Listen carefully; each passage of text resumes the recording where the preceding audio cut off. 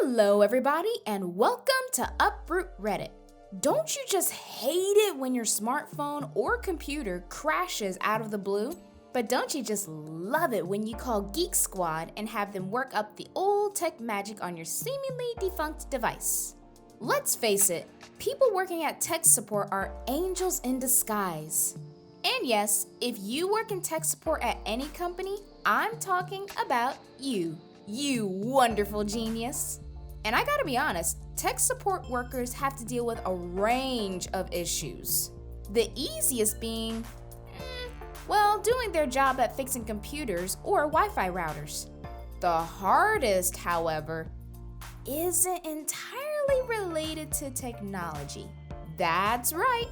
Just like working in retail sometimes brings out the most hard-to-please customers, working in tech support brings out the most hard-to-please, not-so-tech-savvy client. Especially if not-so-tech-savvy client is so infuriated with technology not working that they yell at the tech supporter to do their bidding. One such story comes to mind, actually. Reddit user NGX had to deal with a client who complained so much about their device not working that it cost them. Let's look at what actually happened in today's post. True story, unfortunately.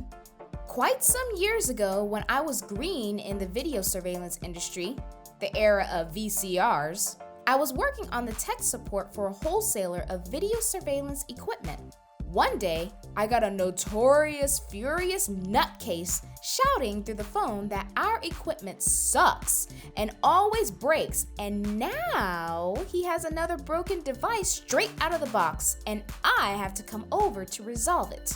And he is going to charge us for all the lost hours he spent on our cruddy equipment. After explaining that we do not have people on the road for on-site support, I made an exception. I said I would come over to check what was going on. After discussing this with my spineless manager, who always feels sorry for the guys shouting that loud. But I also explained to him that if we managed to resolve it with his device, we were going to charge him $100 per hour. Obviously, this made him furious again. He told me he would do the same if we couldn't resolve it with the same device. You see, this is what I'm talking about. Tech supporters, you all get the most flack because you're just doing your job, and these not-so-tech-savvy people are just over here screaming their heads off. So after a 1.5-hour drive, I arrived and started my investigation with a constant whining, swearing, and complaining from the nutcase. And I noticed that the device didn't do anything after pressing any button whatsoever. I checked at the back of the device if the switch was on. Always check the freaking basics. And it was, but by reaching out for this button, I noticed that there was no power cord plugged in. No power cord plugged in, you say? I think I know where this is headed. So I asked the nutcase for the box the equipment was delivered in and grabbed the power cord. The nutcase became silent, and I silently unfolded the power cord, plugged it in the device, plugged it in the power, and fixed the broken device, and told the guy to have a nice day and left. And after a 1.5-hour drive back to the office, I made a $400 invoice with a smile on my face. Well, that was awkward. On the bright side, at least you made an easy $400, NGX. And on the equally bright side, it was during your working hours. Now you can relax, do whatever you want with that money, and chill after work. Just cross your fingers that you don't get an after-hours call, like Reddit user Absent That Day did. You know, there's a reason why after hours is called, after hours. Now, let's see what happens when a client actually calls for tech support after their work hours. In today's post, all the servers are down after hours call. So we have a client who runs several hospitality businesses, restaurants, and hotels. You know, that sort of thing. I've worked with the point of contact there once previously, and I gotta tell you, she's a handful. Anyways, I'm on call this weekend and I get an after-hours call with a report that everything is down. Servers, computers, everything.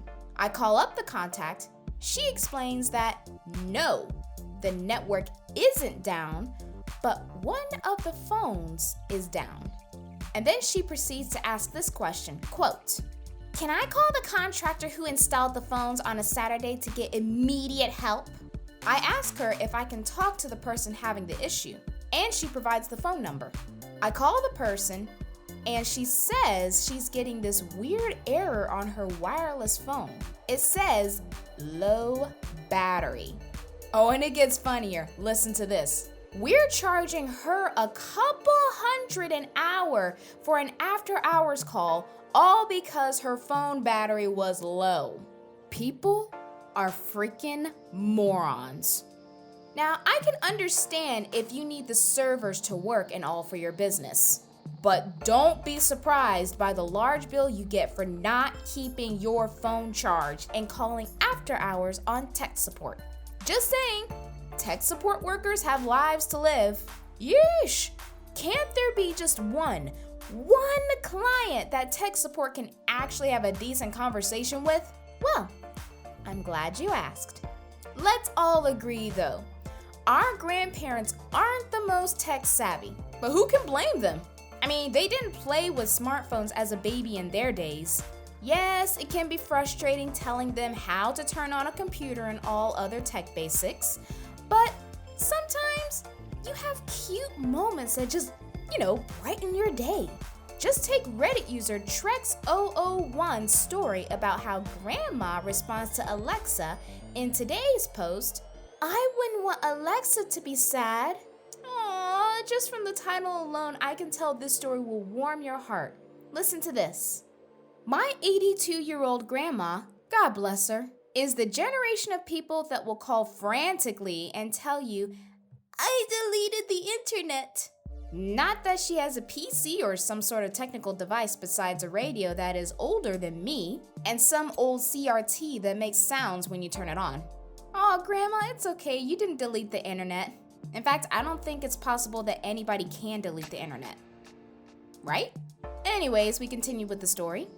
To give an example of just how tech illiterate she is, she doesn't know how to turn off her radio and just pulls the plug. So for some reason that by now we've all forgotten about, my family decided to get her Alexa. It took my and my mom the better half of a day to teach her how to ask Alexa to play her favorite songs, ask for the time, and set an appointment. I have now been on constant, "Please help me, I broke my Alexa duty," and have been called in several of my lectures because she doesn't know what she did and why this lovely piece of tech does not do what she wants. Yeah, it's not just grandmas who make those kinds of calls. Sometimes our own parents make those kinds of calls when we're in a lecture, going on a date, or for us gamers, trying to fight the final boss. But you gotta love those calls. But I digress.